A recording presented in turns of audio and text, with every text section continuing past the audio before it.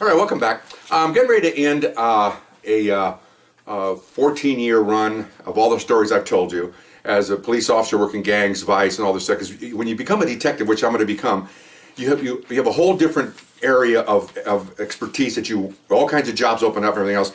But as an officer, you have a certain amount you can do also, which is vice, gangs, patrol, special unit. I did all that. I told you all that. I have 230 of these things that I've told you about. A lot of vice on realcopstoriesvideos.com, a lot of gross vice, a lot of all kinds of stuff. Okay, so look those up. But I'm going to give you a kind of a recap of some things we used to say as police officers, and then the next stories from now on will become a detective story, and I'll talk about that in the next episode.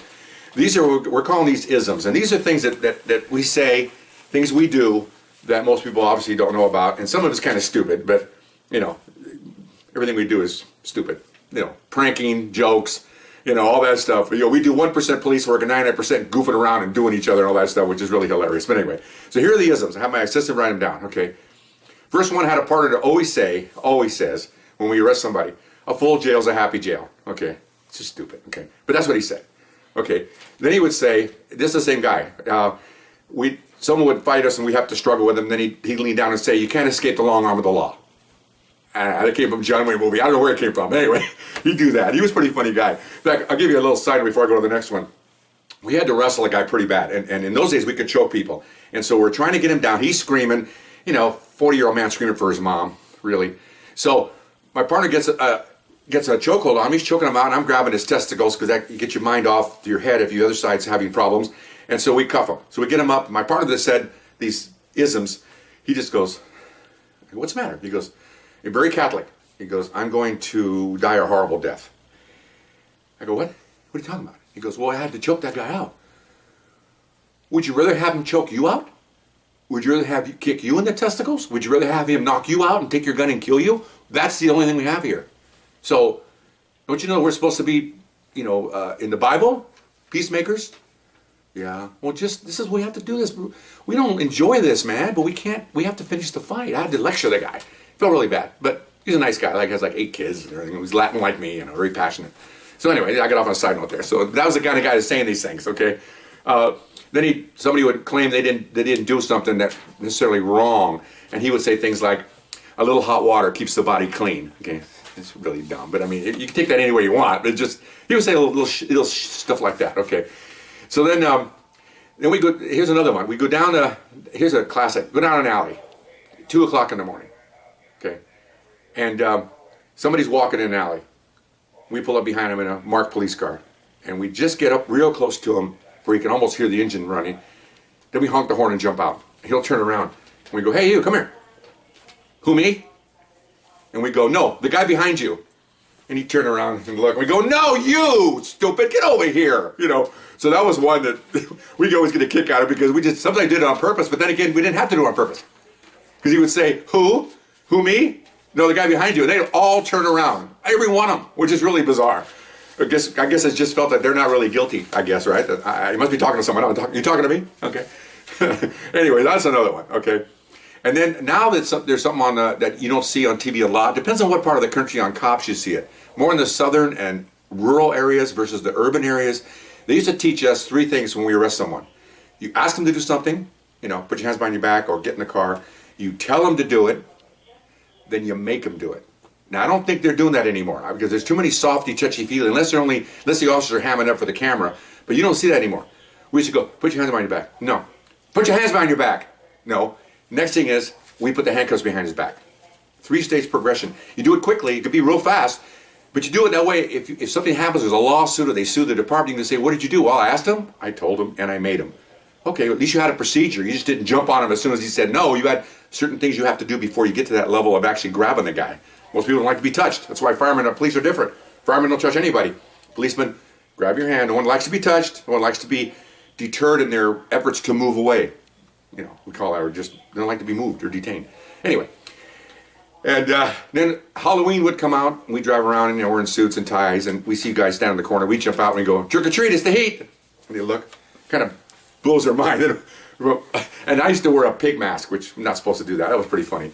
Okay, and they used to laugh, because a lot of these suspects, I made them laugh, man. I'd tell jokes in front of them, and I talk about their shoes, and my partner would trip and fall, and I go, hey, look at what a klutz, and they'd be laughing.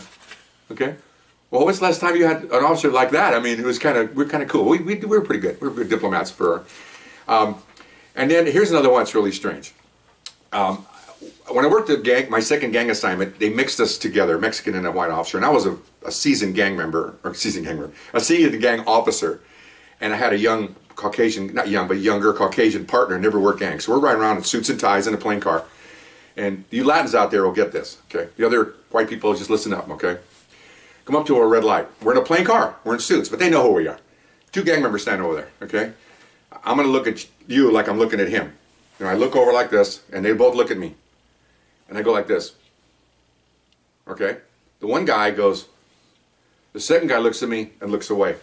I put that thing in park, middle of the street. I jump out, my partner, oh my God, he jumps out running.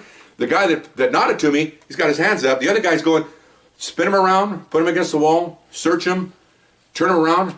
And he goes, I'm sorry. I said, you know what you did? He goes, yeah, you disrespected me. And the other guy looking, nobody says nothing. Nobody. I'm the only one talking. His buddy's not saying anything. My partner's guy, he doesn't know what the hell's going on. He's from the valley, some white guy. There's silence. You got that? Yeah. You do that again? No. I'm sorry, officer. All right, get out of here.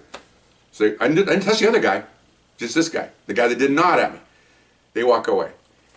My partner goes, what the hell was that all about? I said, well, you don't know, man. When I go like this, I'm going, what's up? Okay, I'm respecting him. How's it going? How you doing? The other guy, you saw the other guy? Yeah, he nodded back. What did the other guy do? He did nothing. When he turned away, you know what he said? F you. Really? Yeah. That's what it is in the Latino community, especially between police and suspects. Other male Mexicans, hey, home, the blacks do the handshake, and everybody has their own way of doing things like that. But Latinos just pulling up, just kind of acknowledging each other as men. But when he turned away, he knew it too. As soon as I got out of that car, he knew he screwed up. Even his partner just stood there. Okay, because you don't do that. No. That's a Mexican thing, okay, or a Latino thing. But I'm proud it's a Mexican thing. But anyway, and the last one I want to tell you is this is pretty good. I was a rookie. I was like a month out of the academy, and we stopped a bunch of illegal aliens. This doesn't really matter, but they were non-English speaking people, and they had committed a crime. And we got a couple of guys. I got one guy handcuffed, and I'm trying to control him. He's kind of moving around. I'm speaking in Spanish. Do you speak English? No. Okay, fine. Okay, And so, get in the car. I don't want to get in the car. And I'm struggling with him. So he finally pushed him in the car, but he's outside the car. And so we're standing there waiting for other officers to interrogate the victims. And an older trained officer comes up and he looks at me and he goes, tells another guy, hey, hold on to my suspect for a second. Come here, kid. Points at me. Come here, kid. Now I'm a kid, man. I got 1 month out of the academy. Come here. He goes, you're new here. Yes, sir. And he's a white guy. He goes, you're going to find these Mexicans around here, they live for 20 years, they don't speak English. But they do speak English. They don't want to speak English. They're going to mess with the cops, they're going to not speak English. They all speak English. Okay? If they've been here longer than 6 months, they're going to know enough English to get their name and where they live. Oh, so just learn that, okay? But here's what you use, the criteria. What's that? You treat them like shooting pool. The harder you hit them, the more English you get out of them. Okay? And I'm like, because I used to shoot pool a lot. I go, really? He goes, yeah. The harder you hit them, the more English you get out of them. All right? So I go, okay, now go over there and try that. No, I'm not going to go hit him. So I walked over there. We had these wrist lock things you could do, So he still was being a little bit chippy, right? So I go, okay, I go up there. You speak English? No. Okay, so we get in the car, no. So now I reach up and I give him a really good wrist lock. Sometimes you pop the wrist. I broke one before. It's not a hard thing to do. So I give him a wrist lock. He goes, you speak English now? You speak English? He goes, yes, sir, I'm really sorry. I understand my rights. I want to talk to my attorney. My mom's over here. He was speaking frickin' British English, man, from the mother country of Britain, okay, for crying out loud, okay?